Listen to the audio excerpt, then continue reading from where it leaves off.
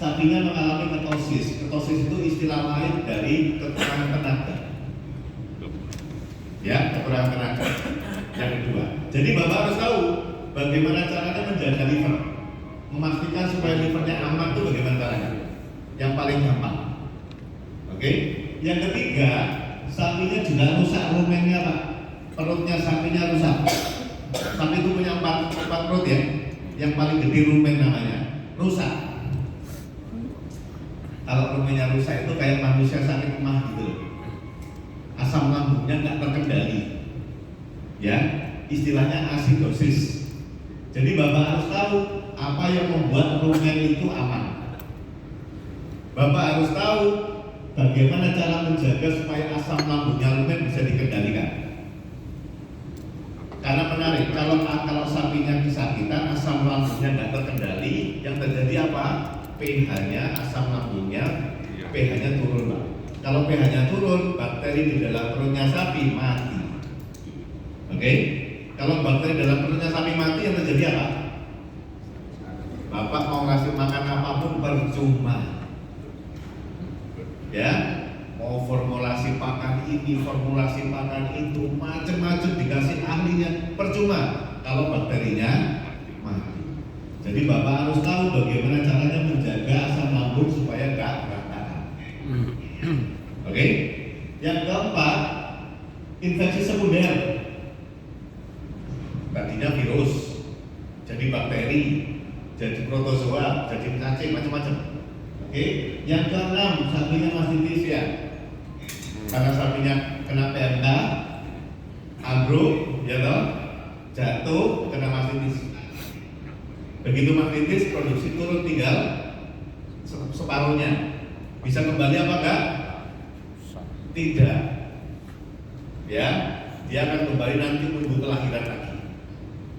Nah, jadi Bapak harus tahu supaya ini tidak terjadi bagaimana caranya.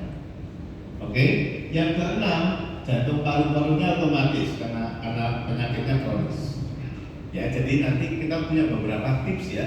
Saya hanya akan menyampaikan tips-tips sederhana, nggak akan terima seperti kita punya. Oke, silakan. Nah, yang menarik kan begini, PMK itu virus ya. Oke, ini rumusnya. Setiap infeksi virus dia bawa teman-temannya bakteri. Jadi kalau sapi kena PMK, nanti efek berikutnya ada bakteri-bakteri yang ikut Pak.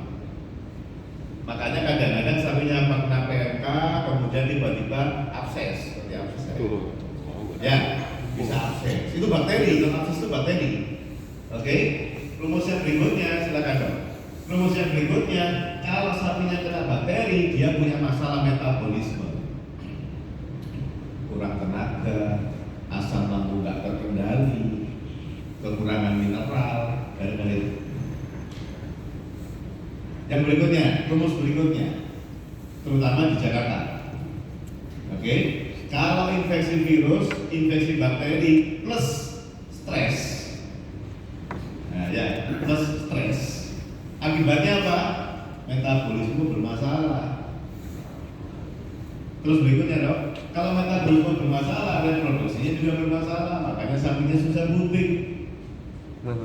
Ya, nah jadi susah buntingnya sapi pasca PMK itu tidak disebabkan dari virus ya. Virus nggak ada hubungannya sama reproduksi, oke? Tapi kalau virus bawa bakteri, bakteri bawa masalah metabolisme, ini yang bikin susah bunting. Makanya nanti teman-teman juga harus tahu bagaimana caranya mendeteksi permasalahan reproduksi. Jangan cuma ngomongin hormon. Kalau si komandan itu kan programnya kasih hormon ini, kasih hormon itu, bukan itu masalahnya. Masalahnya harus tahu metabolismenya harus diselesaikan. Nah, itu buat teman-teman nanti sama dokter hewan ya. Oke, silakan berikutnya. Yang menarik di sini, ini penting diperhatikan ya. Sapi itu punya masa-masa kritis. Kalau Bapak gagal di masa-masa kritis ini, gagal sapinya. Apalagi sapi PMK. Di mana itu? Pertama, dia punya masa kritis pada saat dia dikering kandangkan, dry off. Pada saat saat titik-titik ini Pak, sapi itu kondisinya seperti sapi sakit. Sapi yang normal pada waktu kering kandang, sapi yang normal 2 minggu sebelum melahirkannya, sini Pak. Sapi yang normal pada saat melahirkan kondisinya sama seperti pada saat PMK, sakit, metabolismenya bermasalah. Jadi Bapak harus juga tahu cara memastikan kering kandang yang benar harus bagus. Bapak harus tahu prosedur 2 minggu sebelum melahirkan harus benar. Yang ketiga, prosedur pada saat melahirkan juga harus benar. Kalau 3 tempat kritis ini salah, PMK-nya nggak selesai-selesai. Oke? Nah, terutama sapi perah. Sapi perah itu kalau kering kandangnya salah, Bapak akan jadi masalah. Buktinya apa? Pernah nggak alami sapi itu begitu melahirkan, harapannya kan ambingnya besar, susunya banyak, ya pengennya ya. Pernah nggak alami sapi itu melahirkan, tapi nggak keluar, sapi itu melahirkan, ambingnya besar, tapi nggak ada susunya? Ada. Mengalami loh. Nah, berarti prosedurnya sampean keliru. Saya nggak perlu tahu apa yang dilakukan ya, tapi pasti salah. Oke? Kalau prosedur Rogi. Kalau prosedurnya pada saat 2 minggu sebelum melahirkan salah, masalahnya muncul. Contoh, sapi melahirkan ambruk, gunting tua ambruk. Pernah alami apa enggak? Gunting tua ambruk, alami? Pernah alami? Belum sebelum melahirkan? Ambruk juga. Atau sapinya prolaps, pernah alami? Prolaps itu apa ya? Apa bahasa Jakartanya? Apa misalnya tahu? Lahirnya keluar, setelah melahirkan lahirnya keluar, pernah alami? Ya. Wartombo. Oke. Pernah alami ya? Kalau sudah pernah alami, saya nggak perlu tanya apa yang Bapak lakukan. Saya hanya mengatakan prosedurnya salah. Oke? Nah, kalau memang itu prosedurnya salah, ya kita harus diskusi apa yang benar. Prosedurnya yang benar bagaimana? Begitu ya? Oke, berikutnya. Terus ya. Baik. Nah, ini yang baru saya akan ngomongin solusinya. Pakai ini saja ya. Direhab. Saya nggak bingung. Oke. Habis PMK direhab. Iya. Saya coba ya. Gua ada peringatan juga. Langkahnya apa itu? Dari cara itu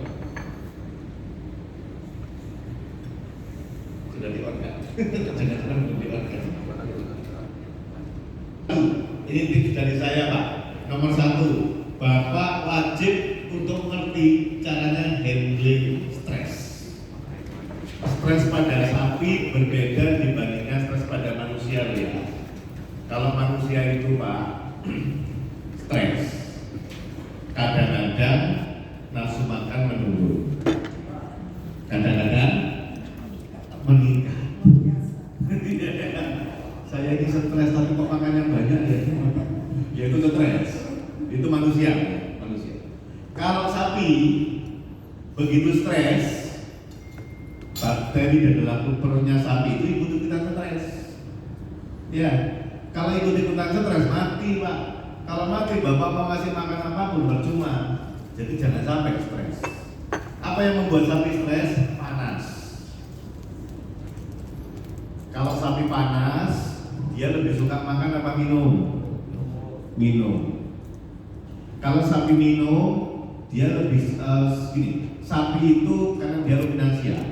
Yang sangat penting buat sapi adalah gayam. Gayam itu bahasa Indonesia apa? Mengunyah. Jadi kalau Bapak ingin tahu punya masalah apa enggak di kandang, begitu masuk kandang lihat Pak, ada berapa banyak yang mengunyah? Harus 60% mengunyah. Kalau kurang dari 60%, berarti sapinya stres. Ya. Nah, kalau sapi kepanasan, dia mengunyah apa enggak? Lebih suka minum apa makan? Minum. Kalau minum itu mengunyah apa enggak? Minum mengunyah itu juga susah. Coba minum susah. Nah logikanya kalau sapi nggak minum, kalau sapi nggak makan tapi dia minum, energinya kan nggak ada otomatis. Ini yang pertama. Yang kedua, kalau sapi itu nggak mengunyah Pak, air liurnya tidak masuk ke dalam perutnya sapi. Buat sapi, air liur itu penting karena air liur itu yang akan menjaga kestabilan perutnya sapi. Ya, sama seperti manusia sebetulnya juga sama. Menggerakkan rahang itu air liur keluar, asam lambungnya aman. Makanya teman-teman yang kacang kates kalau bahasa saya Pak, kakek cangkem, kakek cangkem gitu. Ya, sama kates, kakek protes itu sehat. Loh iya, teman-teman yang banyak ngomong, banyak protes itu sehat biasanya. Kenapa? Air liurnya diproduksi Pak. Masuk ke sini aman, asam lambungnya netral. Asam lambung itu bahaya. Begitu asam lambung itu nggak terkendali, sapi Pak, dia akan masuk ke pembuluh darah. Oke, masuk ke pembuluh darah, dia bikin kerak-kerak di sepanjang pembuluh darah. Asam itu. Oke. Kalau dia di pembuluh darahnya besar-besar nggak apa-apa, kayak disebut jantung, aorta ya, kita menyebutnya arteriosklerosis. Kalau pembuluh darahnya kecil, sudah kecil, ada keraknya lagi. Akibatnya apa? Sebelum penyumbatan, pembuluh darahnya kan mengecil tuh, jumlah darah yang dipompa kan tetap ya. Akibatnya apa? Tekanan darah tinggi. Seperti kalau kita nyemprot air, ingin dikencengin, dikecilin lubangnya ya, tekanan darah tinggi. Kalau nggak selesai, semakin menyempit, gesekan dalam pembuluh darahnya banyak, akhirnya peradangan. Pembuluh darah yang kecil itu di mana sih Pak? Di paling ujung-ujung. Ya, ujung-ujungnya di mana? Kaki, kuku. Kalau terjadi peradangan akibatnya pincang, gitu loh Pak. Kalau terus-terusan peradangan, terus-terusan mengecil, keraknya terus-terusan nggak selesai, akibatnya mampet. Kalau mampet terus pecah. Kalau pecah kita menyebutnya stroke. Kalau manusia, stroke-nya itu terjadi pada organ yang paling aktif. Di mana? Kepala.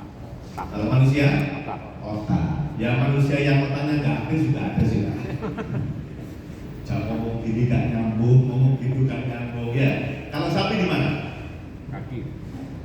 Organ yang paling aktif kalau sapi ada dua. Yang pertama kaki, ya, kuku. Karena kalau sapi itu berdirinya kan nggak seperti kita ya. Kalau kita kan menapak pakai bantaran kuku ini ya. Kalau sapi langsung kuku kayak orang balet gitu. Jadi kalau begitu kukunya stroke, ya sudah. Seperti kalau kita balet begini tapi kukunya nggak bisa dipakai, gimana? Dia pincang. Yang kedua, organ yang paling aktif buat sapi perah. Yang paling sering dieksploitasi organ yang mana? Ambing. Ya. Jadi kalau sapi bapak stres, pasti dia gampang pincang, pasti dia gampang mastitis. Kalau di tempat bapak itu banyak pincang, banyak mastitis, berarti sapinya stres. Ya warna api di depan. Oke. Nah, kalau di tropis, Orangnya juga kalau sapinya stres, peternaknya ikut-ikutan stres. Butuh healing lah, healing. Ya kan? Oke. Yang jadi masalah kalau di Indonesia di tropis, stres yang paling berat buat sapi adalah stres panas. Jadi Bapak harus paham bagaimana caranya menurunkan stres pada panas. Nah sekarang logikanya kita balik. Supaya sapi nggak stres, sapi itu harus mengunyah. Oke? Supaya dia mengunyah, apa yang bisa kita lakukan? kasih Jawa. Dikasih makan yang bagaimana? Bisa nggak sapi itu makan tapi nggak mengunyah, Pak? Bisa nggak? Bisa. Bapak makan apel sama minum jus apel, sama-sama apelnya. Yang satu mengunyah, yang satu tidak mengunyah. Sapi juga sama. Kalau bapak akhirnya ngasih rumput, tapi sapi nggak perlu mengunyah, bisa nggak? Bisa kalau potongannya terlalu lembut, Dicacak ya. nggak perlu mengunyah sapi. Makanya kalau bapak nyopel, mesin choppernya perhatikan, jangan terlalu lembut. Jangan main. Kalau banyak ngombol, resikonya mengunyah apa enggak sapinya Pak? Tidak mengunyah. Panjang. Jadi ngombol itu tidak dilarang Pak, tapi beresiko ya. Gitu loh, beresiko. Gitu Pak ya? Oke. Stres yang berikutnya, nah kalau sapinya ternyata memang betul-betul nggak mengunyah, padahal mengunyah itu dipakai untuk menghasilkan air liur loh. Berarti kalau sapi nggak mengunyah, dia tidak menghasilkan air liur.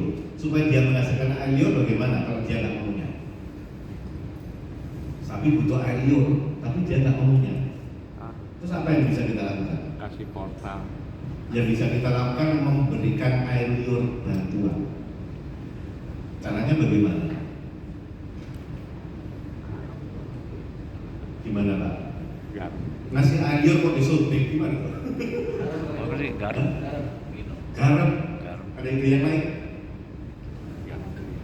Kabar bagusnya, bahan baku air liur itu adalah sodium bikarbonat. Bahasa kita apa? Soda kue.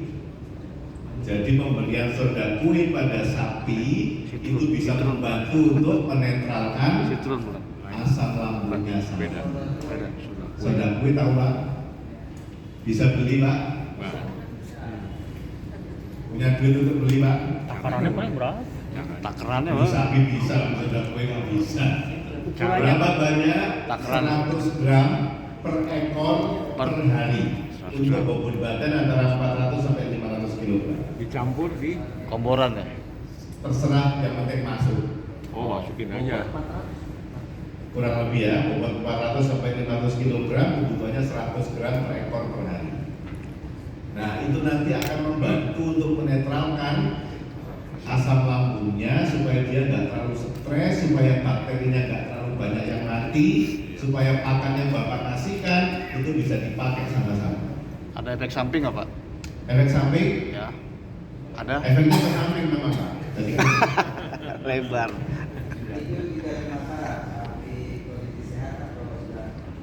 kalau dia sakit double dosis. Karena kalau sapi sakit pasti stres.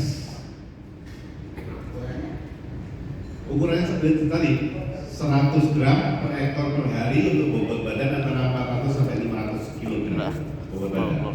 Kalau dia sedang sakit dikasihnya double dosis. Kalau sakit. Pak. Oke, tips sederhana ya untuk mengatasi ini. Oke, yang berikutnya saran saya silakan dong. Oke, manajemen mikroba rumen. Jadi bapak tahu tadi sudah dikasih ya, supaya nggak stres. Dikasih atap supaya nggak kepanasan. Atapnya jangan pendek-pendek Pak, lebih tinggi lebih bagus. Tidak perlu pakai AC, sapi juga nggak suka AC. Ya, yang penting ada angin. Kalau di kandangnya nggak ada angin, diusahakan bagaimana supaya ada angin. Apa yang bisa kita lakukan? Dikasih kipas, betul. Supaya ada angin. Jadi kipas itu bukan fungsinya mendinginkan sapi saja, tapi membuat supaya panasnya sapi itu segera dibuang. Supaya ada aliran udara. Oke. Kalau kambing gimana? Sama. Oke, ilmu sapi, ilmu kambing sama aja. Yang kedua, manajemen mikroba rumen. Yang kedua, kalau sapi sudah kandung stres bagaimana? Kalau sudah kandung mikrobanya mati bagaimana? Kalau sudah kandung asam lambungnya tinggi bagaimana? Bapak harus menambahkan mikroba. Apa itu mikrobanya? Probiotik namanya. Probiotik macam-macam ya. Pakai yogurt boleh, kalau bikin yogurt ya. Pakai Yakult, jangan kemahalan. Ya, EM4 boleh. Ya, ragi tapi boleh. Itu semuanya bisa membantu mikroba dalam rumen. Buat apa tujuannya? Supaya kalau bapak kasih makan itu diserap sama sapi. Gitu loh. Yang tugasnya menyerap nutrisinya itu mikroba itu. Jadi kalau sapinya stres mikrobanya kan mati. Ditambah baik Pak. Ya, mereknya silakan cari sendiri ya. Oke. Yang ketiga yang bisa kita lakukan karena sapinya tadi livernya rusak. Tadi kan saya tunjukin nih, livernya rusak Pak sapi itu Pak. Bagaimana? Sama, kambing sama. Oke. Kalau Ganggunya. yang ketiga, Enggak serius alhamdulillah. kebutuhan energinya harus dinaikkan Pak, tapi masalahnya livernya rusak. Jadi Bapak harus tahu cara memperbaiki liver. Zaman dulu kita sudah Karena belajar video jelek, memperbaiki jelek liver suara. itu bagaimana caranya. Ada satu gambar nanti saya tunjukin. Liver itu Pak bekerja dengan dua cara. Yang pertama, liver itu butuh vitamin E. Liver butuh vitamin E. Vitamin E itu bisa kerja kalau ada vitamin D. Vitamin D bisa bekerja kalau ada vitamin A. Jadi sapi akan butuh vitamin A, D. Bapak-bapak memberikan vitamin A, D reguler boleh, tapi jangan kurang dari 2 minggu. AD itu diberikannya lewat pakan tiap hari bagus, tapi kalau lewat injeksi jangan terlalu sering Pak, karena disuntik itu juga sedikit stres. Jadi kalau Bapak mau ngasih injeksi vitamin A, D, E tidak perlu kurang dari 2 minggu, paling cepat 2 minggu sekali. Kalau mau ya. Yang kedua, memperbaiki liver juga bisa dilakukan dengan cara tradisional. Pakai apa Pak?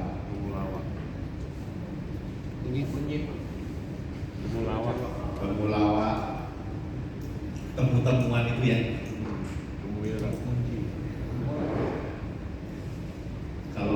Kalau bahasa kita kan ngomongnya herbal ya. Kalau orang Jawa menyebutnya pon-pon gitu loh Pak. Temulawak, temu ireng, temu kanan. Itu berikan semuanya reguler, tidak apa-apa. Tapi saran saya tidak perlu kurang dari 2 minggu. Cukup 2 minggu sekali sudah cukup. Ya, itu nanti akan membantu memperbaiki liver karena liver fungsinya untuk menghasilkan tenaga. Jadi nanti Bapak kasih makan sapi dipakai sama liver bikin tenaga, itu yang bikin sapi berproduksi. Yang keempat, saran saya, mineral itu kan penting Pak, kita sama-sama tahu ya, mineral itu penting ya. Cuman kalau sapi dalam kondisi sakit, efisiensinya penting. Caranya bagaimana Pak? Begini, mineral itu kan pada dasarnya itu batu ya. Mau kalsium, mau fosfor, semuanya kan sebetulnya batu ya. Batu itu benda asing. Jadi kalau Bapak ngasih mineral tanpa diapa-apain, masukkan kasihkan ke sapi begitu, sapi akan menseleksi. Kalau saya butuh, saya pakai, kalau enggak saya buang. Nah sehingga begini, kalau mineral yang Bapak pakai itu wajib diolah sedemikian rupa sehingga gampang diserap. Caranya bagaimana? Contoh ya, contoh. Saya kalau tiba-tiba masuk ke sini pakai seragam seperti Bapak, pasti kan dipanggil dulu. Pak, registrasi dulu. Siapa Bapak? Kan gitu ya. Kalau saya peserta boleh masuk. Kalau enggak diusir. Gitu kan? Tapi saya pakai seragam ini. Begitu pakai seragam ini ada namanya BD, ada logonya Ikatan Dokter Hewan Sapi, nggak ada yang nanya tuh. Masuk-masuk aja ya.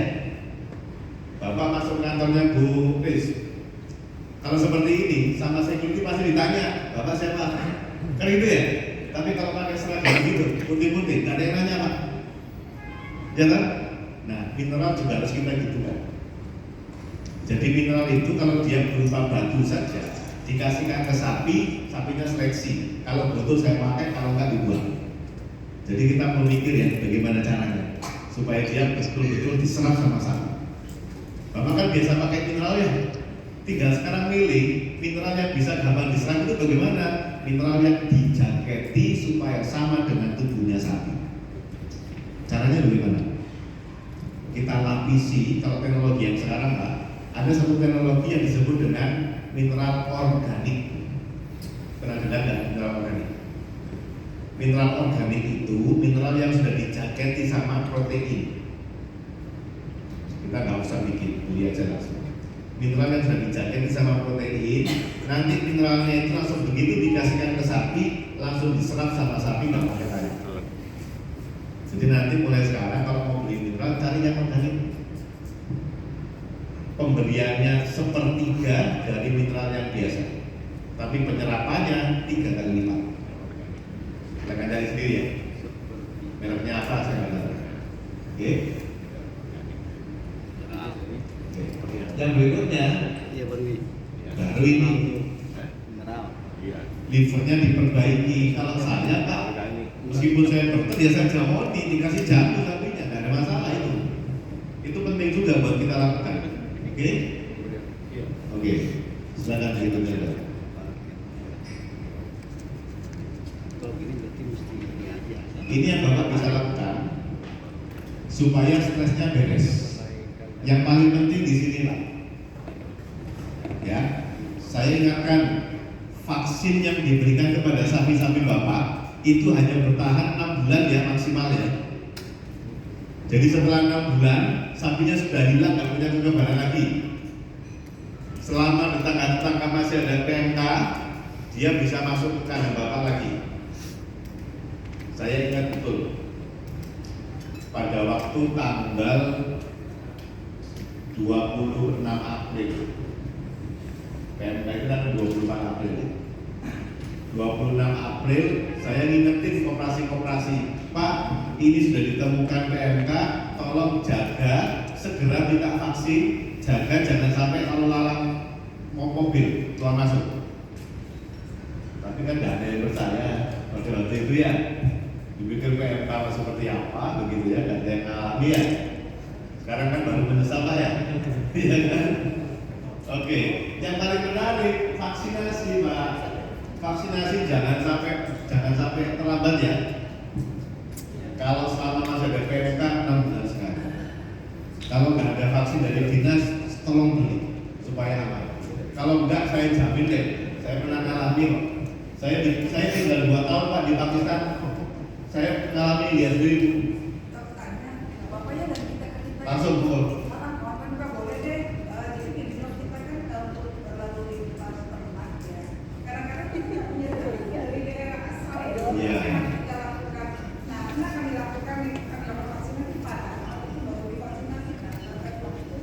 Oke. Vaksinasi kalau double tidak masalah. Tidak masalah. Tapi tidak boleh terlambat. Vaksinasi terlambat itu berbahaya Pak. Tapi vaksinasi double tidak ada masalah. Ya. Kalau saya lebih bagus. Trigatus kita tahu dia sudah divaksin apa enggak penting. Begitu masukkannya vaksin Pak. Ya. Tapi vaksin yang sudah ada di kandang itu jauh lebih penting. Yang sudah ada di kandang, tolong vaksin jangan lebih dari 6 bulan. Ya, sampai menurut saya nih ya 5 tahun ke depan. Jangan main-main dengan daerah. Saya lihat sendiri ada satu peternakan miliknya menteri di Pakistan Pak.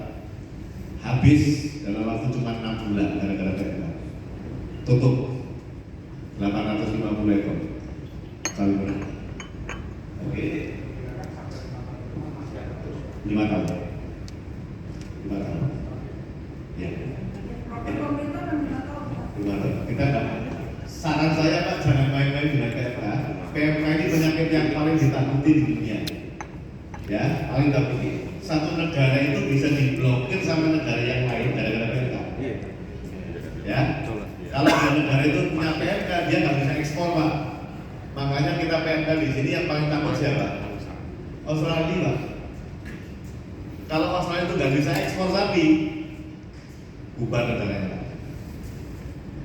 Ya, saya tinggal beberapa tahun di sana dan memang melihat bagaimana dunia peternakan Australia itu sangat tergantung kepada ekspor hewan hidup. Luar biasa. New Zealand 90% produksinya mereka itu dikirim ekspor. Jadi kalau ada PMK di sana, negaranya bubar. Bantu Pak. Mereka produksi 100 yang 95 dijual keluar kok. Tiba-tiba nggak boleh jualan, bubar negara. Begitu. Nah Indonesia mungkin kita nggak khawatir karena kita nggak ekspor apapun kali. Impor. Yang jadi masalah kalau kita jadi peternak seperti ini, ada PMK terus-terusan 5 tahun bubar kita. OVK sekali aja sudah mengis-mengis ya kita ya, ya kan? Oke. Yang kedua, itu sudah saya jelaskan ya. Nah ini menarik, ya. Saya ingatkan betul Pak ya. Nanti saya pikir kalau mau tanya langsung aja ya, jangan sampai lupa. Ya jangan lupa, mau ingat tanya. Ya. Yang kedua ini menarik bahwa sapi itu sangat tergantung pada mikroba. Jadi bapak-bapak pastikan sapinya nggak boleh stres. Kalau stres dikasih anti stres gitu loh. Ya. Kalau kasih pakan sebaiknya pakannya membuat sapi mengunyah. Kalau nyoper, copernya perhatikan potongannya jangan terlalu lembut. Karena semakin lembut semakin tidak dikunyah sama sapi. Kalau kambing ukurannya normal 1 sampai 2 cm. Kalau sapi ukurannya normal 3 sampai 5 cm. Nah itu bisa bikin sapi mengunyah. Kurang dari itu sapi tidak mengunyah. Oke ya. Baik, teruskan. Ya. Kasih utuh. Kasih.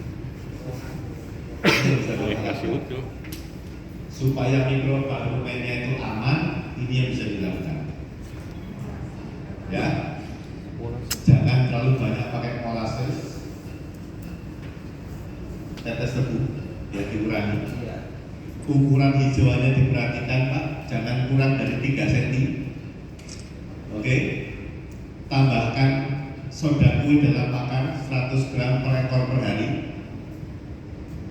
Pakai probiotik. Ini tipsnya, ya. Bapak pakai ini, insya Allah rumennya aman, ya.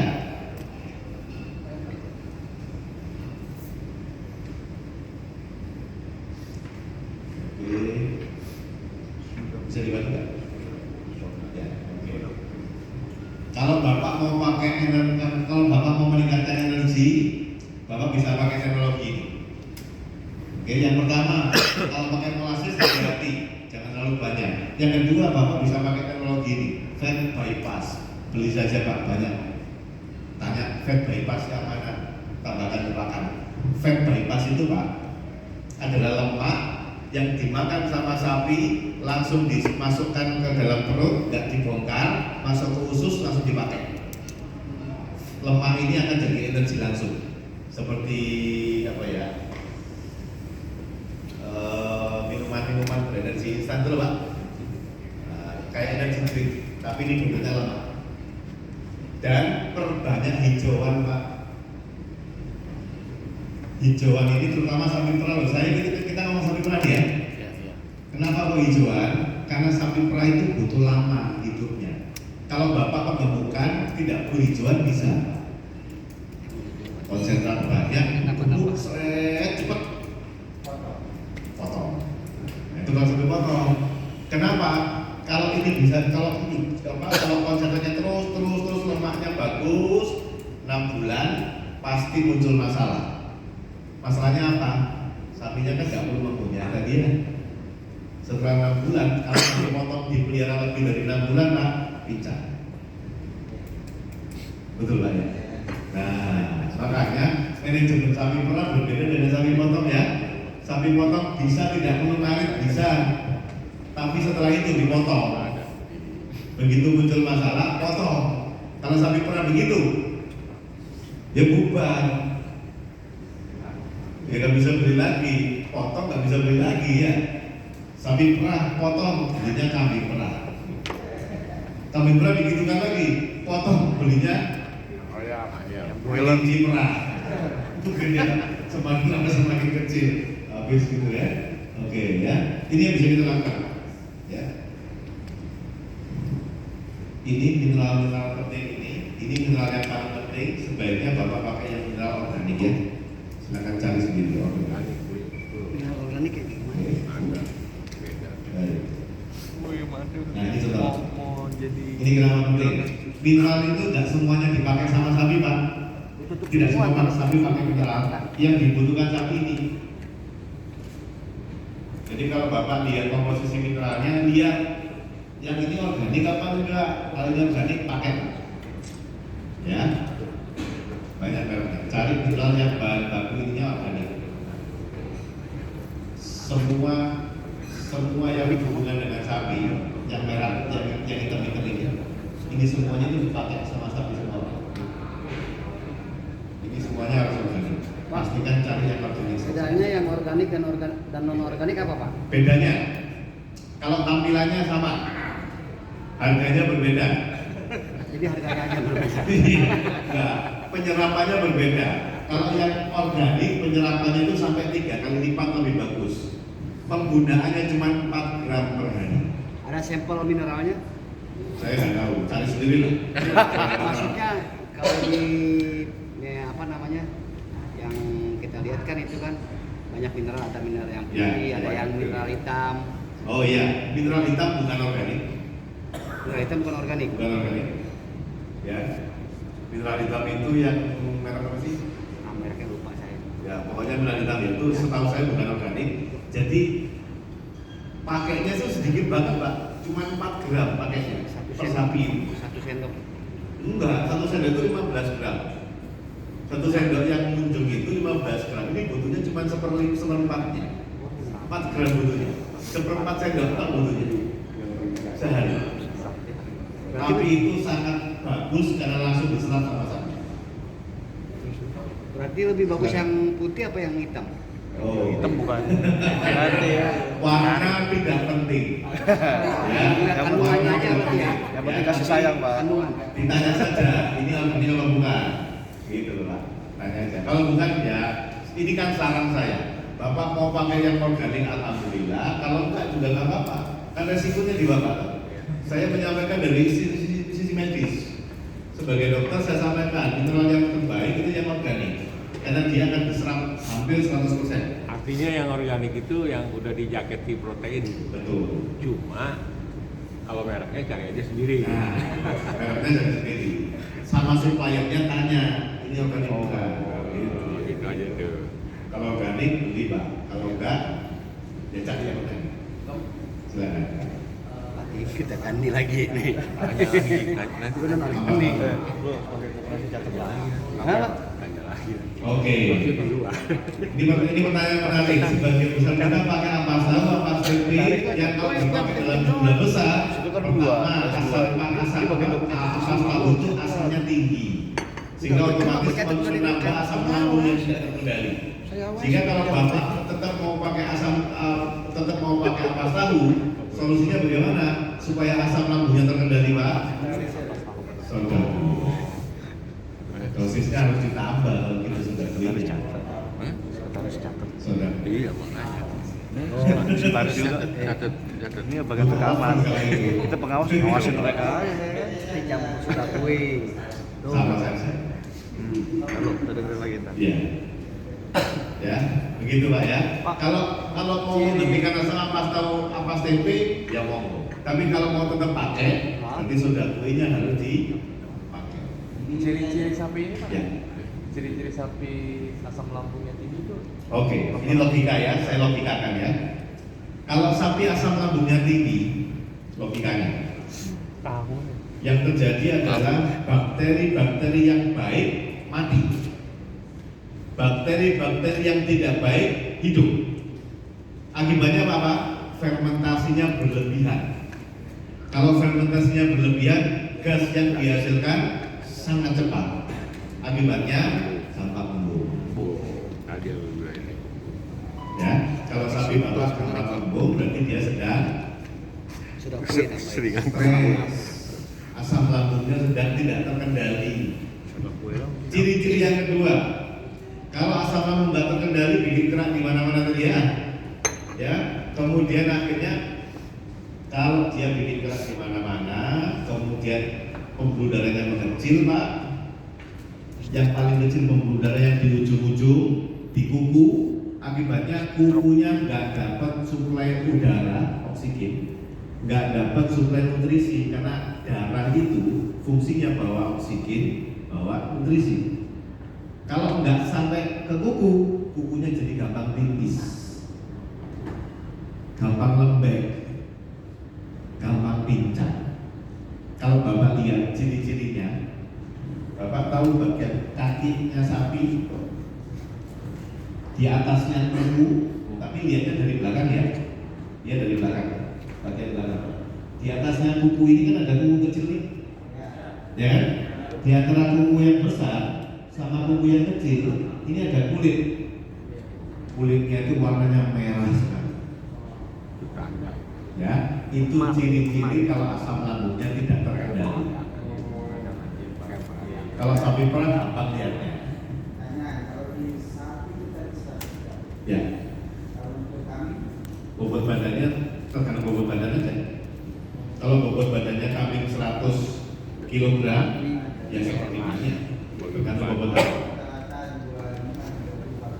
Oke, berarti kalau 25 berarti 1/20 Tambahin sapi. tuh sodanya yang banyak. Kalau sapi tadi 100 gram, berarti dia bobotnya 5 gram. Soda susu boleh? Hah? Ada susu. Dicekok boleh, campur konsentrat boleh, campur ampas boleh, ya. Dikasih duit sendiri suruh beli juga boleh. Ya. Ada lagi Pak? Oke, clear di sini. Kalau kotoran yang encer itu asam lambung juga nggak? Bisa jadi karena kotoran yang encer itu bisa jadi dua kemungkinan Pak. Bisa jadi karena asam lambungnya nggak terkendali atau bisa jadi makanan protein yang terlalu tinggi. Rumputnya kalau rumput muda enggak, karena rumput muda itu berhubungan dengan kadar air Pak. Kalau Bapak kasih minumnya terlalu tinggi, proteinnya terlalu tinggi, asam ampas tahu itu proteinnya tinggi banget Pak. Kalau terlalu tinggi, sapi itu punya batasan Pak. Dia kalau dia makan dan nutrisinya terlalu tinggi nggak bisa diserap. Sapi itu tahu diri. Bagaimana cara tahunya? Yang protein nggak diserap dikeluarkan lagi sama sapi dalam bentuk diare. Yang jadi masalah kalau diare yang keluar bukan cuma protein, ya kan? Mineralnya ikut keluar, teman-temannya sak gerbong di bawah. Ya, airnya ikut, vitaminnya ikut, gara-gara proteinnya kebanyakan tadi. Jadi kalau Bapak pakai ampas tahu, resikonya begitu. Ya, kalau pakai ampas tahu kemudian proteinnya tinggi dan diare, berarti harus dikurangi segera. Atau menambahkan soda kue tadi deh. Atau nambah soda kue. Nambah soda kue tidak mengurangi penyerapan protein itu ya. Paham ya? Hanya Penambahan soda kue itu hanya untuk mengendalikan asam lambung, betul. Tidak mengurangi penyerapan protein. Gitu ya? Pasti dikontrol. Oke. Jadi kalau masih diare harus dua hal yang dilakukan Pak. Soda kue ditambahi, ampas tahunya dikurangi. Hijauannya ditambah. tapi yang paling aman memang hijauan yang banyak ya. Hijauan harus banyak. Sapi perah beda dengan sapi potong. Sapi perah itu bikinnya susu. Kalau ngomong bahasa medis Pak, asam lemak yang dipakai namanya asam butirat. Nah itu nanti bikin susu. Kalau konsentrat itu asam propionat, jadinya daging. Jadi kalau Bapak sapi perah dikasih konsentrat banyak, jadinya daging. Ya, tidak bikin susu. Jadinya lemak. Paham Pak ya? Sampai pada Silakan. Gak apa-apa begini ya. Ya langsung aja ya. Silakan. Tadi yang tanya terus. Oh, silakan. Terkait penambahan Yakult atau Airport itu. Ya. Yakult. Saya jadi ngomong merek nggak apa ya. Sensor. Kalau saya sih tidak suka pakai Yakult. Saya pakai yogurt. Yogurt itu per dewasa, per sapi dewasa itu 250 ml dosisnya per hari. Tapi ini yogurt yang plain ya, yang plain. Gitu. Untuk terapi. Tapi kalau untuk maintenance cukup 100 mg, 100 ml saja. Kalau sapi sudah kembung Pak, yogurt masuk. Kalau saya, ya, karena dia akan merehabilitasi mikroba dalam rumennya supaya nggak terlalu ekstrim. Berapa? Kalau sapi dewasa 250 ml. Merek nggak apa ya? Kenapa Pak? Merek nggak masalah ya. Merek? Merek nggak masalah. Oh enggak. Kalau saya lebih suka yang clean begitu. Kalau nggak punya Pak minta Pak ada satu. Dok, sorry dok. Nanti kan untuk membuat yogurt itu kan harus pakai gula ya. Enggak. Tidak. Tidak. Cukup susu dikasih starter jadi yogurt.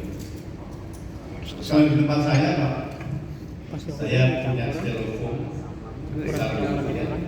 Dikasih lampu 40 watt, Bakteri yoga. kemudian susu biasa pasteurisasi saya panaskan, kemudian kita kasih aja Bercampur dimakan. 100 mili yogurt yang sudah jadi, masukin, besok udah jadi selesai 24 jam. Semua campuran makanan. Kalau di tempatnya Pak Abel, bagaimana cara bikin yogurtnya? Oh, kira di kopi. Nah, simpel. Yang penting sudah ada yogurt duluan, campur susu yang sudah jadi pasteurisasi, tunggu 24 jam. Kalau pengen suhu kapal seperti ini, paling dapat 1,5 hari. Sebetulnya ini kan logika sederhana, karena yang penting begini, sapi itu kan butuh mikroba ya Pak ya. Jadi Bapak memastikan mikrobanya dikasih, memastikan mikrobanya jangan mati. Supaya nggak mati, bagaimana asam lambungnya dikendalikan. Cara mengendalikannya bagaimana? Sudah tahu, mengunyah. Nggak bisa mengunyah? Kasih air bio tambahan. Itu saja logikanya. Pak, yang yogurtnya kalau dikasih sebelum makan bisa? Sebelum makan, sembarang mau dikasihkan kapan? Tadi pakai apa ya? Nggak ada resepnya Pak. Sebelum makan, setelah makan, sambil makan, terserah. Boleh. Oh, yang itu. Ya. Mungkin logika seperti manusia. Ya, silakan. Kalau E4-nya berapa, Pak? E4 saya pakai dosis cukup E4 itu saya jarang pakai, tapi mungkin ya setahu saya sekitar 50 mili sudah cukup per ekor dewasa, per sapi dewasa 50 mili E4. Upload dari mama. Itu aja sudah cukup. Oke? Oke. Ya, yang terakhir ini fungsi liver itu memproduksi tenaga. Fungsi liver yang kedua detoksifikasi. Fungsi ketiga metabolisme kalsium. Ini tiga fungsi liver. Dia memproduksi tenaga, memproduksi kalsium, menetralkan racun. Jadi kalau livernya bermasalah, pasti sapinya tidak bisa memproduksi tenaga, sapinya tidak bisa menetralkan racun, sapinya tidak bisa menghasilkan kalsium. Logika kita, kalau sapi nggak bisa menghasilkan tenaga, akibatnya bagaimana? Lemes, ambruk. Oke? Kalau sapi nggak bisa menetralkan racun, akibatnya bagaimana? Gampang sakit. Kalau sapinya nggak bisa menghasilkan kalsium, akibatnya bagaimana? Lemes, ambruk. Ya, jadi menjaga liver ini wajib air. Wajib. Caranya bagaimana? Nomor 1, obat cacing hati itu wajib. Oke, Bapak sudah memberikan obat cacing hati apa belum? Wajib. Karena kalau hatinya rusak, semua fungsinya pasti rusak. Obat cacing hati itu penting. Beda. Manusia nggak ada obat cacing hati. Obat cacing aja kalau manusia. Itu pemberiannya berapa minggu atau? Saran saya setiap 6 bulan. Saran saya. Cacingan obat cacing hati ya. Oke. Yang kedua, kalau cari rumput, jangan yang memicu cacing hati.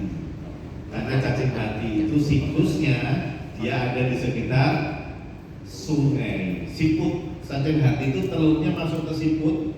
Kalau pagi-pagi siputnya itu masuk nempel di rumput-rumput atau yang di sekitar sungai, itu rumputnya muncul di situ. Jadi tips yang kedua saran saya, kalau ngarit jangan di sekitar sungai. Susah. Kuburan boleh. Bukan boleh. Kecuali kuburannya di tengah sungai. Rawa. Ya. Kalau sawahnya tidak di tepi sungai nggak masalah. Jarak setengah meter dari sungai sudah aman. Buat liur apa? Yang ketiga, kalau nyari rumput jangan terlalu pagi. Ya, kalau masih pagi, siput masih nempel di daunnya. Ada siang sedikit, siputnya balik lagi ke air. Tipsnya begitu. Oke, dari sini ada pertanyaan. Yang keempat, Bapak ngasih suplemen liver booster namanya. Yang tadi itu apa? Temulawak, temuiler, kunyit, itu namanya kalau bahasa Jawa kan pon-pon ya. Dokter hewan nggak boleh ngomong pon-pon. Sekolahnya kan tahu kok ya ngomongnya pon-pon. Dokter hewan ngomongnya liver booster. Liver booster itu apa sih? Pon-pon ya sana. Tapi kan kalau saya ngomong pon-pon begitu kan kampung banget. Tapi kalau punya liver booster, lah itu keren banget ini. Waduh aja. Oke Bapak.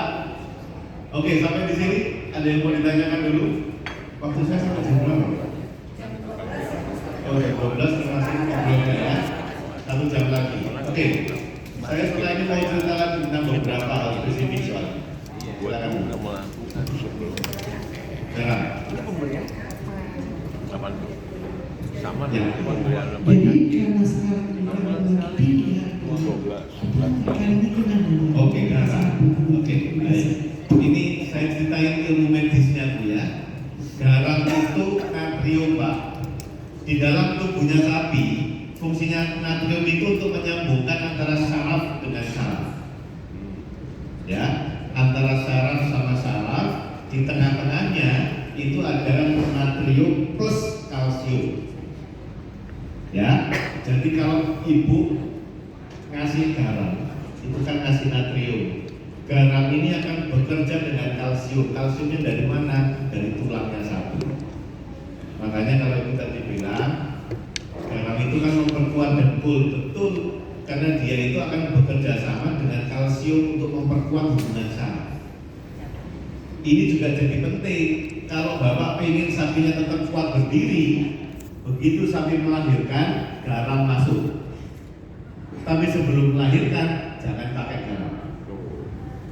Macet. Kenapa? Ini menarik.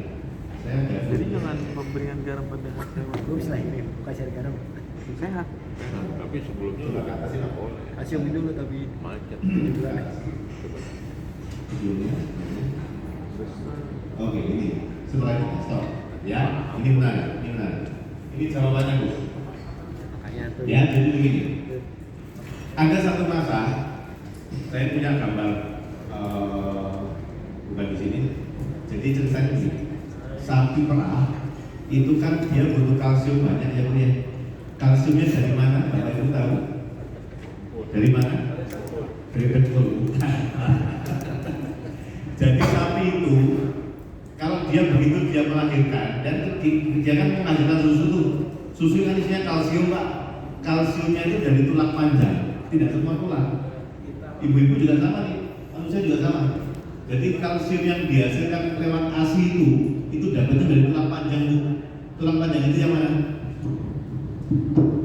1, 2, 3, 4, maaf ya, 5, 6, 7, 8. Tidak semua tulang.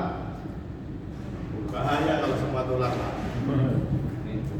Karena begitu ibu-ibu melahirkan, sapi melahirkan dua begitu, sapi itu menghasilkan susu, susunya isinya kalsium dari tulang panjang. Untungnya hanya tulang panjang. Kalau semua tulang berbahaya. Kok bisa? Misalnya. Begitu melahirkan, susunya keluar, yang dipakai tulang kalsium dari tulang pipi misalnya. Gimana akibatnya? Langsung ke pot ya. Atau misalnya dipakai tulang hidung begitu. Langsung pesek. Kita bersyukur ya, desainnya luar biasa. Yang dipakai cuma tulang panjang dong. Ya, makanya ibu bisa osteoporosis. Osteoporosis kalau ibu-ibu semakin dewasa, semakin tua kan mengecil biasanya, semakin pendek betul ya. Nah, itu kenapa tulang panjangnya juga pendek.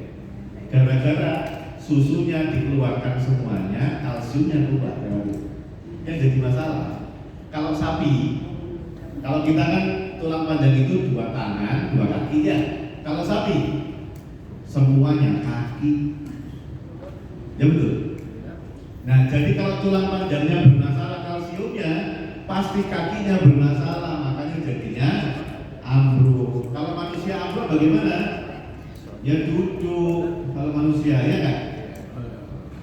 Kalau nggak bisa duduk, Tidur. selonjor, tiduran. Tapi kalau sapi, sama, sapi juga duduk sebetulnya, Bu. Kalau nggak bisa duduk, rebahan. Tapi kalau kita lihat sapi rebahan, mati, kan gitu kan? Untungnya manusia nggak gitu. Tapi sebetulnya sama, fisiologinya sama. Ya, yang menarik. Ini tulang panjang ini. Kalau diruntut-runtut, sumbernya adalah dari hati. Dan proses hati menghasilkan kalsium dari tulang panjang, dia butuh satu mineral khusus lah. Namanya adalah magnesium. Ya, magnesium. Jadi kalau Bapak ingin supaya sapinya menghasilkan susunya banyak, magnesiumnya harus banyak. Yang jadi masalah, sapi itu tidak bisa menghasilkan magnesium, Pak. Tidak ada. Magnesiumnya dikasih dari luar. Selama ini sapi dapat magnesiumnya dari mana? Dari rumput. Rumput itu buat sapi perah itu sumber magnesium. Ya, jadi kalau sapi perah kurang rumput, dia kurang magnesium. Kalau kurang magnesium, dia kurang kalsium. Kalau kurang kalsium, susunya pasti sedikit. Masuk akal? Gampang ya logikanya ya. Nah, yang jadi masalah kalau bapak-bapak nggak bisa cukup ngasih rumput, cara ngasih magnesiumnya bagaimana? Ya langsung dikasih magnesium, cari magnesium. Hah?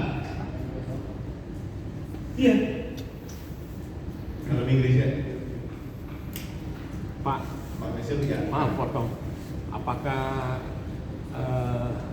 pemberian mineral itu juga ada dampaknya apabila berlebih? Betul. Ini menarik. Ya. Bapak ini pertama. Pertama saya kasih tips. Kan tadi saya tunjukin ada 3 masa kritis ya. Pada waktu kering kandang itu kritis. Oke. 2 minggu sebelum melahirkan itu kritis. Pada saat melahirkan itu kritis. Kritisnya di mana? Kalau pada waktu kering kandang, kritisnya itu adalah karena dia butuh membunuh bakteri supaya nggak bikin mastitis. Oke, itu yang pertama. 2 minggu sebelum melahirkan itu kritis karena itu masa-masa ketika sapi menyiapkan kelahiran dan kalsiumnya harus banyak. Oke, kita sekarang tahu kalsium banyak itu tergantung magnesiumnya ada apa enggak. Magnesium itu enggak ada dalam bentuk magnesium itu dari hijauan, sehingga hijauannya harus banyak. Kalau magnesiumnya nggak cukup, ini berbahaya. Kadang-kadang Pak, kadang-kadang peternak itu ngasih mineralnya itu ngawur. Sebelum melahirkan dikasih mineral, jos begitu ya. Harapannya supaya kambingnya besar, susunya banyak. Ini malah terbalik. Karena begitu dia menjelang melahirkan, kita harus memastikan sapi itu punya kemampuan mengambil kalsium tulangnya sendiri secara mandiri. Kalau Bapak kasih kalsium sebelum melahirkan, sama seperti begini logikanya. Bapak punya rekening, berarti punya duit ya. Saya nggak mau tanya apa isinya, ada isinya apa enggak. Yang penting kalau punya rekening berarti pasti punya duit. Kalau Bapak punya tulang, pasti punya kalsium. Masuk akal? Kalau Bapak punya kalsium, sama seperti kalau Bapak punya duit di rekening. Tapi kalau Bapak punya duit di rekening, apakah bisa ngambil duit sewaktu-waktu? Gak bisa. Bapak butuh apa? Kartu ATM. Bisa ngambil duit tanpa kartu ATM? Gak bisa. Atau saya punya duit kok tiba-tiba masuk bank ambil duit, ya tangkap polisi. Gak bisa kan? Nah, kalau sapi punya tulang, berarti punya kalsium. Apakah dia bisa pakai kalsium sewaktu-waktu? Tidak.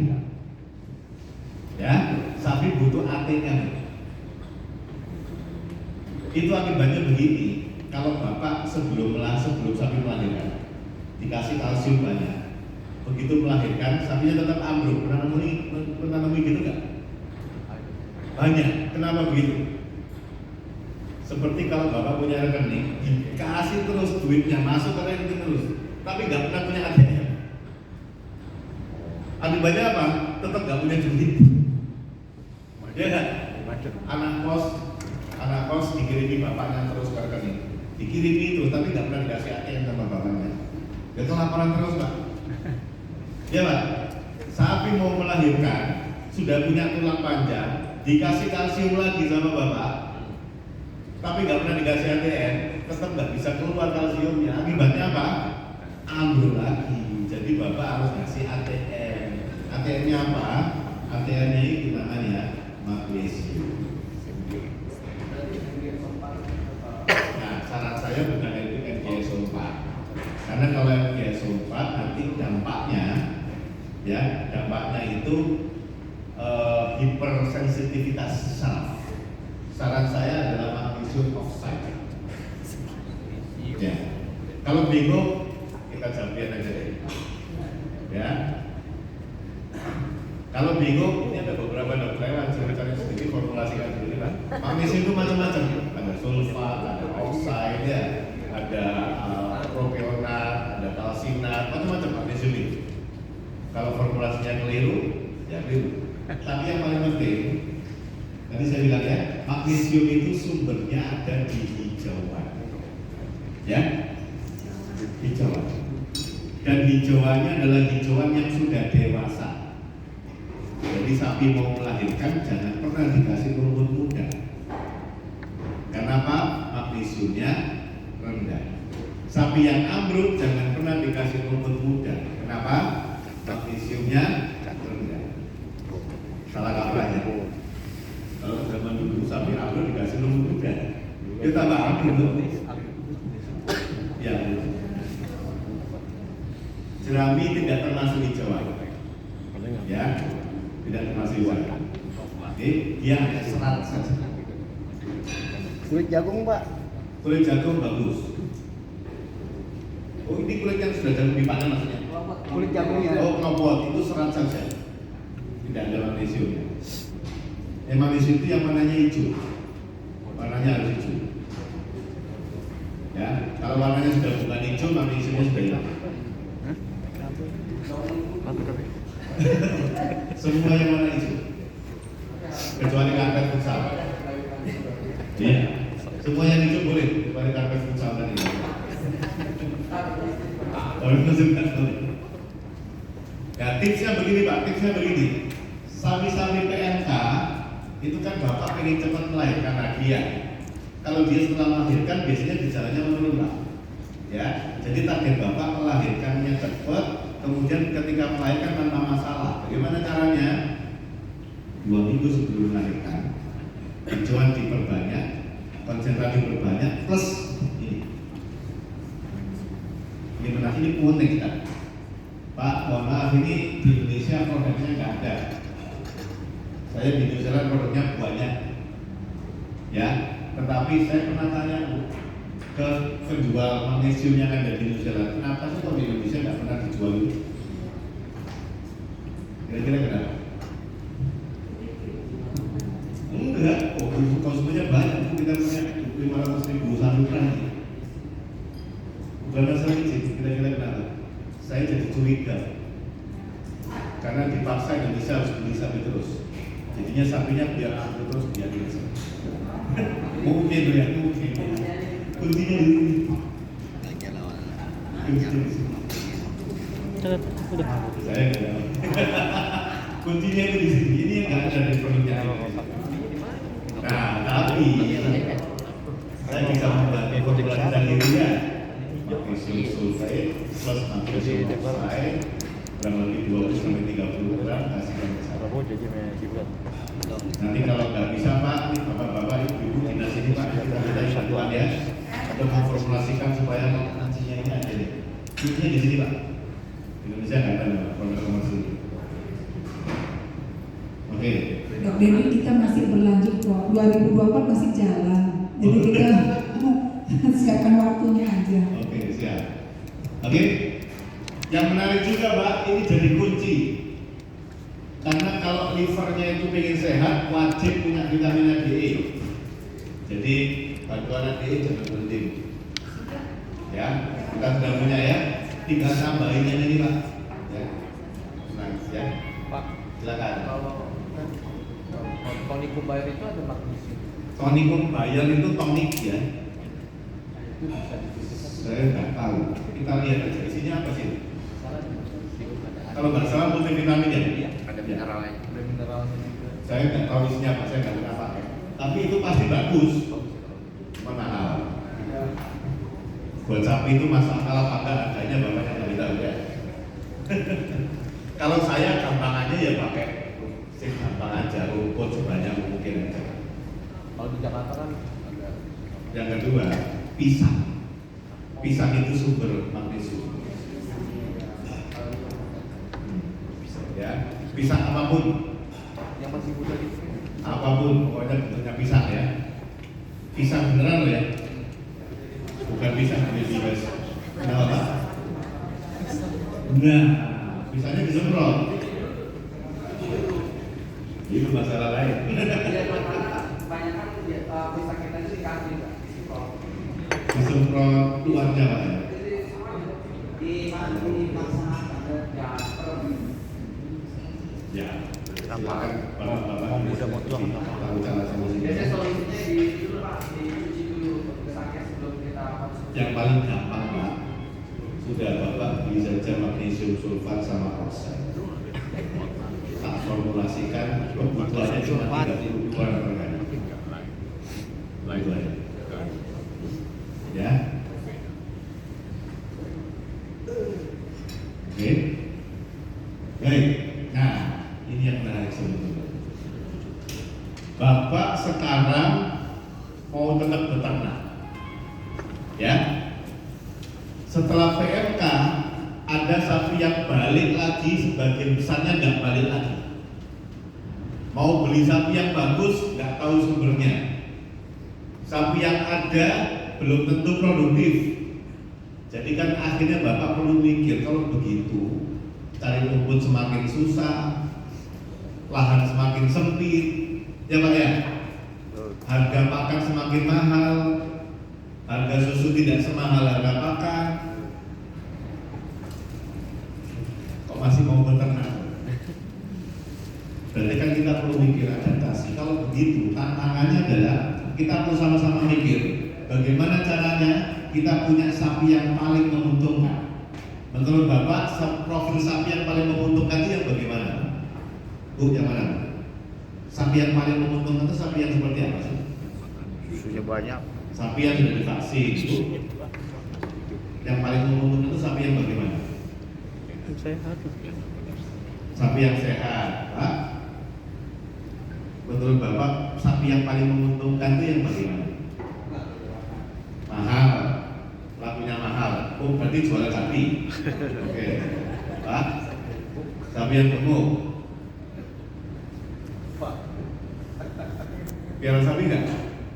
Menurut Bapak, piara sapi yang paling menguntungkan ini sapi perah ya? Sapi perah. Sapi perah yang paling menguntungkan itu yang gimana sih? Banyak susunya, Pak. Yang produksinya susunya banyak. Banyak. Oke. Yang kedua? Iya, ya makannya kurang. Yang nggak banyak makan.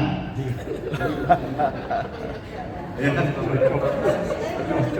Nah, iya, kan kita ingin begitu semua tuh. Iya, iya. Sapi yang tidak banyak makan tapi produksinya banyak. Ya, ya. Nggak pernah sakit. Nggak pernah sakit. Apalagi? Asal dia sehat kita udah girang Pak. Kenapa? Asal dia sehat kita udah girang. Asal sapinya sehat kita udah girang. Oke, yang penting sehat ya, nggak gampang sakit. Susu Apalagi? pasti keluar. Asal dia Berarti sehat kita girang. sapinya produksinya banyak, makanannya dikit, tidak gampang sakit. Apalagi Pak? Kalau menurut saya, jangan besar-besar. Sapi besar makannya banyak soalnya. Oke? Jangan gampang pincang, jangan gampang masitis, Jangan gampang. dan tahan panas. Makanya, nah sekarang kita mikir, cara dapatnya gimana? Cara dapatnya gimana cara sebesar seperti ini? Nah ciri-cirinya begini. Sapi yang tidak gampang pincang, berarti kukunya harus kuat. Kuku batok. Kalau dengan pemeliharaan yang sama, kita cari kuku yang kuat itu yang bagaimana sih? Ternyata Pak, kuku yang kuat itu yang warnanya gelap. Semakin gelap, semakin kuat kukunya sama kuku. Ketimbang yang bening ya Pak ya? Putih. Ketimbang Ya, yang bening. kita ngomong kukunya saja dulu ya. Buku ini. Kuku itu semakin gelap, semakin kuat. Iya. Oke. Yang kedua, kita butuh sapinya nggak terlalu besar. Setuju ya? Oke. Nah, sapi-sapi bapaknya termasuk ukuran besar apa enggak? Sedang. Variasi Pak. Karena besar. Yang jadi masalah orang Indonesia tuh nggak ada yang besar-besar. Jadi kita menghandle sapi besar itu repot. Jadi kita butuh sapi yang nggak terlalu besar. Sapi yang nggak terlalu besar itu juga penting karena semakin besar sapi, semakin tidak tahan panas. Ya, semakin besar semakin tidak tahan panas. Semakin warnanya semakin cerah, semakin tidak tahan panas. Berarti kita butuh yang kukunya lebih gelap, kita butuh sapinya yang tidak besar, kita butuh yang warnanya tidak terlalu cerah ya. Kemudian kita butuh yang susunya banyak. Susu banyak itu apakah selalu menguntungkan? Belum tentu. Karena sekarang harga susu bukan tergantung berapa volumenya, bukan tergantung liternya. Pabrik susu itu beli susunya berdasarkan apa itu sekarang? Kalau orang Jakarta kan P3, pokok putih payu. Orang Jakarta. Tapi kalau Bapak belinya ke pabrik susu itu tidak membeli dalam liter Pak. Yang dibeli apa? Kilo. Ya kan? Iya. Kalau kita ngomongin kilo berarti jangan ngomongin air. Ya Pak ya? Ngomongin berapa banyak total solidnya. PS-nya Pak ya? Berat jenisnya kita lihat. Nah kalau begitu kita butuh sapi yang bisa menghasilkan susu dengan total solidnya tinggi. Bobot. Ya kan? Bobot susunya yang dilihat bukan liternya.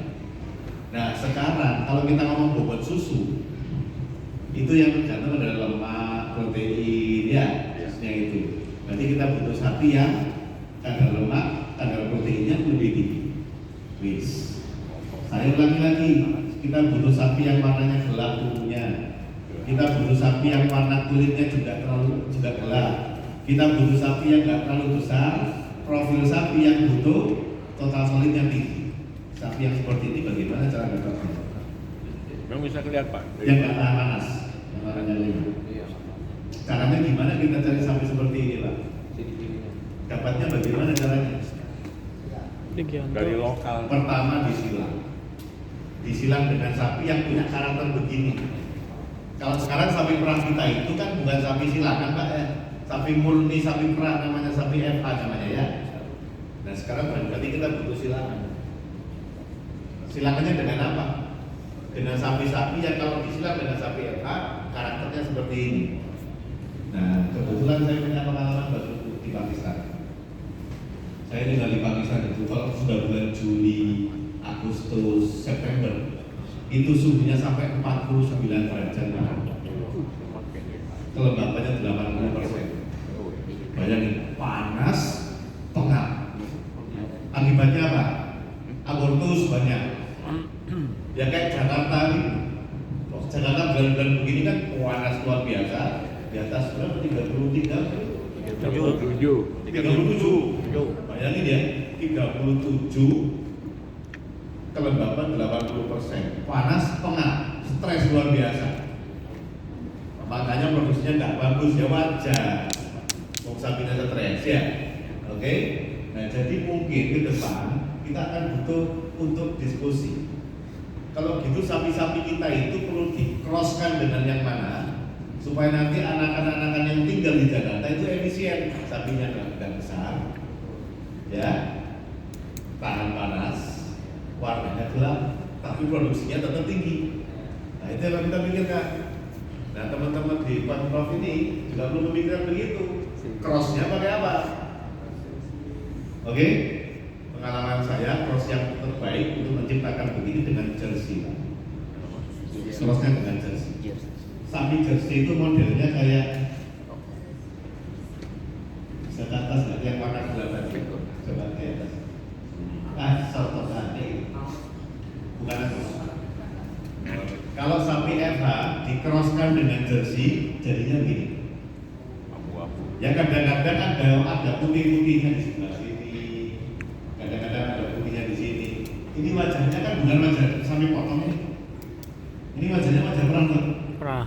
Bisa bedakan kalau orang sapi perang mestinya ngerti. Ini wajah perang, ini wajah potong. Ini wajah apa? Perang. Ini wajah perang.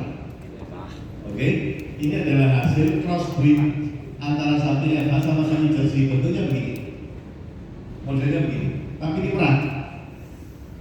Ukurannya kecil, warnanya gelap sehingga kalau tak panas, total solidnya tinggi. Itu cara pertama. Tapi saya nggak tahu boleh nggak ada bunga. Nah, itu ya. Apa namanya?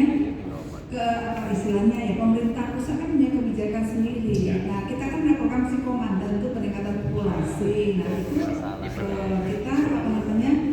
Semennya itu dapat dari sana informasi yang kami dapatkan Bisa diurus dulu, yang Isa. semen unggulan. Mandut. Saya nggak tahu apakah ini yang kemarin juga Komandan dua. Pak Direktur Wipro ya, Pak Dr. Agung juga pernah menyampaikan waktu pertemuan dengan kapal peternak ya, artinya memang akan memasukkan sapi perah gitu kan, yang secara genetik dia bertahan hidup di suhu panas, Ya. cuma dengan produksi susu yang bagus gitu. Ya. Seperti itu. Saya nggak tahu tuh, karena sampai sekarang belum ada tindak lanjutnya. Di dunia ini cuma ada 5 macam sapi perah, Pak.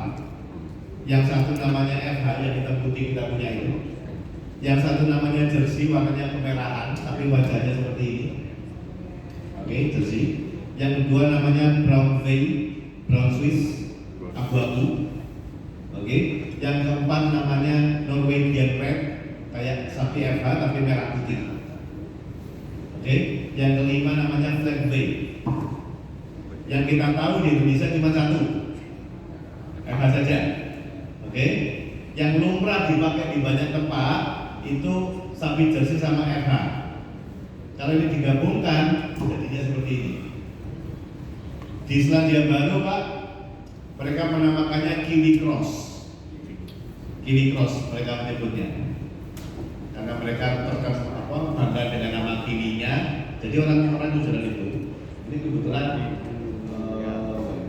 kebetulan begini, sejak tahun 2004 saya itu setiap bulan Oktober, November, Desember saya harus tinggal di Indonesia. Sampai hari ini, besok malam, nanti malam saya berangkat ke New Zealand. Saya tinggal di sana. Dan ternyata saya lihat sapi yang ada di sana itu Pak, warnanya nggak jelas. Mau ngawur, nano-nano. Nggak ada hitam putih seperti bagus punyanya Pak Abdul Sabur. Nggak ada. Warnanya begini, warnanya berondang-berondengnya nggak jelas. Kadang-kadang ada merahnya, ada putihnya, banyak hitamnya. Kadang-kadang yang putih cuma bagian kakinya toh. Kadang-kadang yang putih cuma ekornya ke belakang toh. Macam-macam.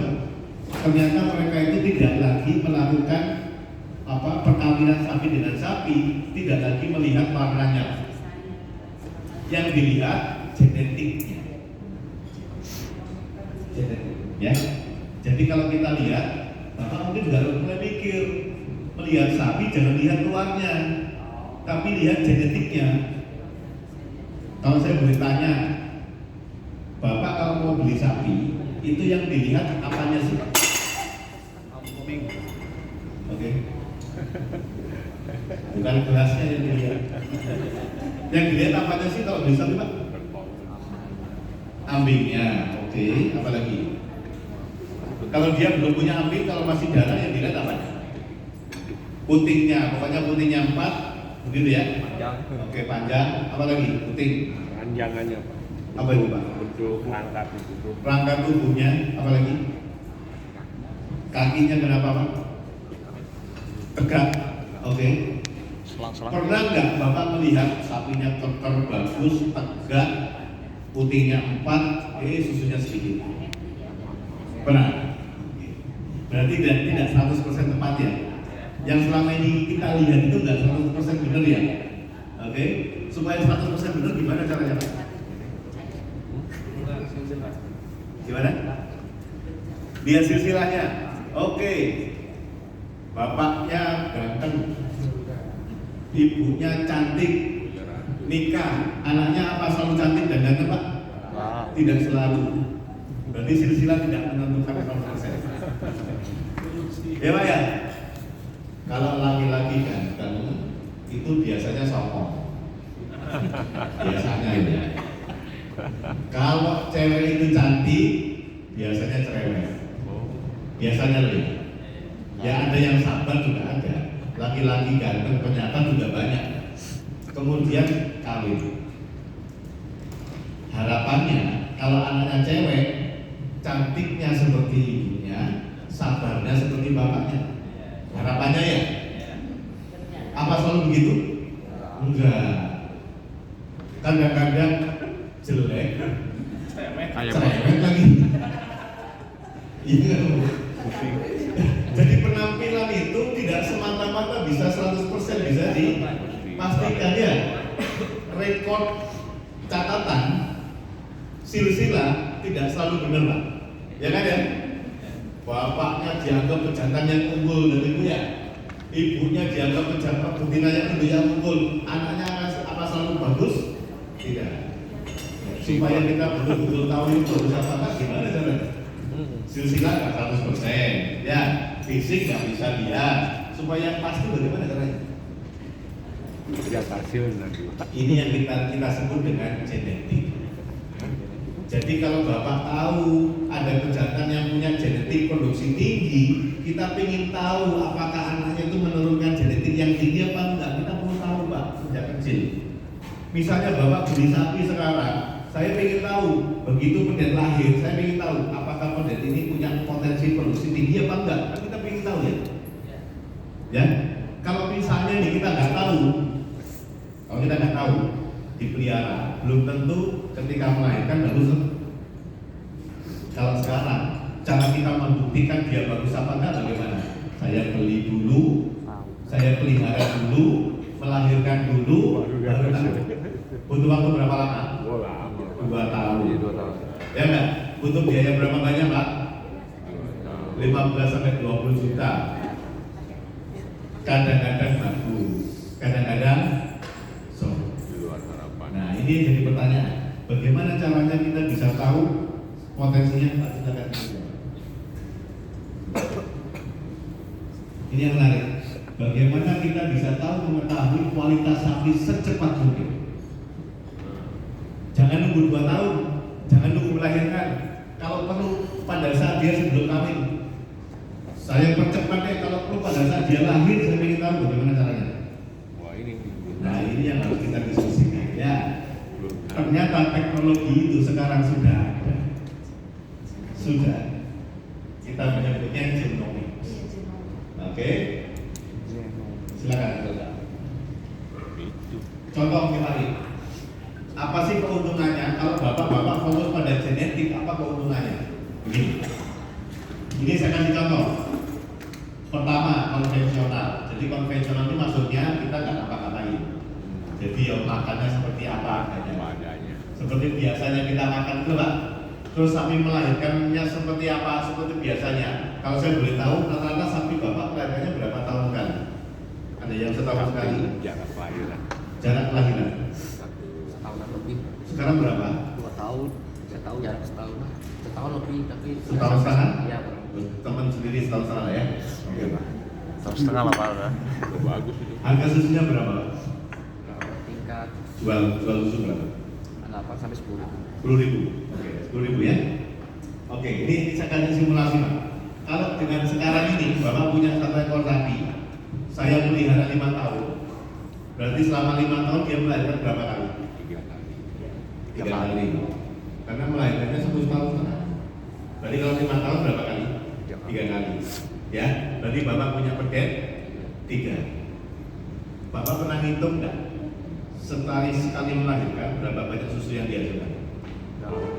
Pernah ngitung? Satu siklus produksi. Pernah ngitung nggak? Ya. Rata-rata sapi Indonesia 3.500 liter sekali melahirkan. Mau setahun sekali, mau 1,5 tahun sekali, mau 2 tahun sama. Oke, berarti saya tahu penghasilan Bapak. Saya mengalami dan pekerjaan saya di situ. Kalau Bapak melakukan seperti apa adanya sekarang, ya, saya anggap harga susunya 7.500 deh, jangan 10.000 ya. Ini kalau 10.000 kan di Jakarta nih, kalau di luar Jakarta kan 7.500 saja. Bapak selama 5 tahun 1 ekor sapi melahirkan 3 kali. Oke, jadi punya susunya 3 kali kelahiran, kali 3.500. Berarti totalnya 10.500. Oke, Bapak punya 3 beden. Kalau 1 liter harganya 7.500, harga beden 3 juta, Bapak total penghasilannya segini. Per 1 sapi per 5 tahun. Oke? Itu kalau harga susunya 7.500 ya. Nah sekarang saya bantu Dokter Ewan bantu dengan si komandan, Dokter Ewan bantu dengan Susiwa membuat supaya melahirkan setahun sekali. Berarti 5 tahun berapa kali melahirkan? 5 kali. Kalau Bapak fokus pada melahirkan, hanya fokus pada caranya melahirkan yang benar saja, Bapak punya 5 kali susu toh? Berarti punya 5 beden, punya 5 susu. Oke? Penghasilan Bapak akan naik jadi 146 juta. 1 sapi 5 tahun. Sekarang saya ajak Bapak cukup pelihara sapi yang genetiknya lebih baik. Jadi kelahirannya dinaikkan bagus pakai si komandan. Kemudian genetiknya dinaikkan lagi dengan cara hanya pelihara sapi-sapi yang sudah terbukti genetiknya bagus. Yang tadinya 3.500 jadi cukup 5.000 saja kalau sebanyak-banyak. Akibatnya efeknya apa? Bapak akan punya 5 kali kelahiran. Yang 1 ekornya jadi 5.000 liter. Jadi 5 tahun 25.000 liter. Punya 5 beden, harga susu tetap, harga beden tetap, penghasilannya langsung naik. Nah, kan ini harus kita pikirkan ya, bagaimana caranya kita bisa mendapatkan hanya memelihara beden yang potensinya 5.000 atau lebih dari yang sekarang. Caranya bagaimana? Kalau yang saya lakukan, saya hanya akan seleksi saja sapi-sapi yang potensinya memang bisa begitu. Sejak lahir saya seleksi, bisa nggak? Ternyata sekarang bisa. Nggak ada betul. Pakai alat Pak. Ini contoh.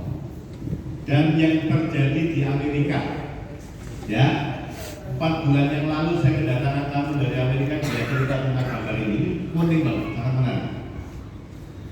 Dia bikin simulasi, mereka punya data sejak tahun 60-an sampai tahun 2020 kapal. Oke, yang warna abu-abu ini adalah kalau mereka nggak apa-apain. Seperti kalau kita ya, dia masih makan seperti biasa, sapi melahirkan ya apa adanya, nggak usah diapa-apain. Kan tidak ada perbaikan apapun ya. Oke? Yang warna kuning ini kalau mereka memperbaiki cara beternak. Jadi sejak tahun 60 kandangnya diperbaiki, pakannya diperbaiki, gitu Pak. Cara memelihara diperbaiki, itu naik bagus, sapi jadi lebih bagus. Tapi sejak tahun 2000-an sama saja, nggak ada perubahan. Jadi kayak si komandan ini kan kita sudah melakukannya sejak tahun 2014 nih, IPIB 2015 jadi Susiwa, sekarang jadi si komandan. Itu ternyata nggak ada banyak perubahan di sekarang. Itu terjadi, tidak banyak perubahan. Tetapi, Mana lain? Bapak lihat, yang warna biru ini kalau mereka memperbaiki genetik sapinya diperbaiki, ya. Apa yang terjadi? Coba kita lihat, naik ya, lebih baik daripada kalau memperbaiki pakan saja. Tambah bagus, tambah bagus, tambah bagus. Coba pilih lagi Pak. Terus, nah, tapi ada satu masa pada saat kenaikannya sangat cepat. Kapan itu? Tahun 2000-an. Tahun 2000-an itu perbaikan sapi di Amerika cepat banget. Coba lagi. Dan ini adalah ketika mereka memperkenalkan teknologi yang namanya genomic. Nah, ini yang mau saya jelasin. Ya, Genomik itu apa? Ini sapi nih. Sapi itu terdiri dari telinga, hidung, kepala, badan, kaki, ya kan? Itu namanya kan organ ya. Setiap organ ini Pak, dia tersusun dari sel-sel Pak. Sel-sel ada inti selnya ada kromosomnya ada DNA-nya, bentuknya rantai seperti ini. Kalau disusun, ini namanya gen. Nah, gitu Pak. Jadi kalau gennya ngomong bapak rambutnya putih, ya rambutnya putih. Kalau gennya ngomong bapak jarinya 4, ya 4. Kalau gennya ngomong bapak tidurnya miring ke kanan, tidur miring ke kanan. Gitu loh. Kalau gennya berbicara bapak melangkah pertama kali pasti pakai kanan, Pak. Kalau gennya ngomong, oh ternyata kita ini gemuk. Paham ya? Kalau gennya ngomong sapi warnanya hitam. Kalau gennya ngomong sapinya produksi tinggi, dia punya potensi produksi tinggi. Tinggal potensinya itu mau dipakai apa enggak. Kalau gennya ngomong anak ini punya bakat nyanyi ya, kemudian disuruh nyanyi beneran, dia jadi. Tapi kalau gennya bilang anak ini bakatnya nyanyi tapi khususnya renang, gak bisa nyanyi. Paham ya?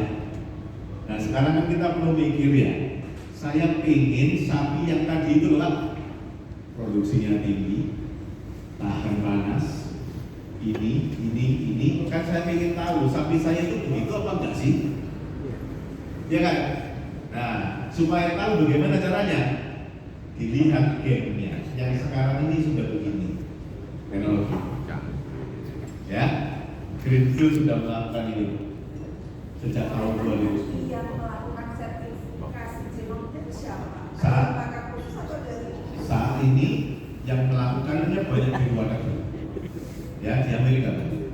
Ya, tapi di Indonesia memang baru satu perusahaan yang melakukan. Bukan, Greenfield itu yang menggunakan. Tapi kalau Greenfield itu melakukannya di Amerika. Di Amerika melakukan. Oke. Susu Kin Milk, pernah dengar merek Kin Milk? Itu juga dia sudah melakukan. PT Raffles dia sudah melakukan. Ya, Mega Farm dia sudah melakukan. Jadi mereka itu sekarang Pak, seleksinya tidak lagi berdasarkan kakinya tegak, bukan lagi itu. Seleksinya bukan itu lagi. Bukan itu lagi.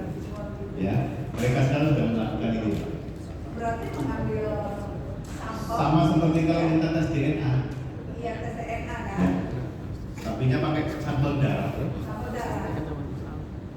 Sejak kapan? Sejak umur 1 hari. Prosesnya kira-kira sekitar 2 minggu. Sudah begitu. Indonesia itu bisa ya. Nah, yang ini yang mau saya ceritakan. Saya bukan promosi ya, tapi memang kebetulan di Indonesia ini satu-satunya perusahaan yang secara komersil sudah bisa melakukan itu. Perusahaannya sedang saya kelola, itu namanya PT Mosa. Itu yang bisa melakukan di Indonesia.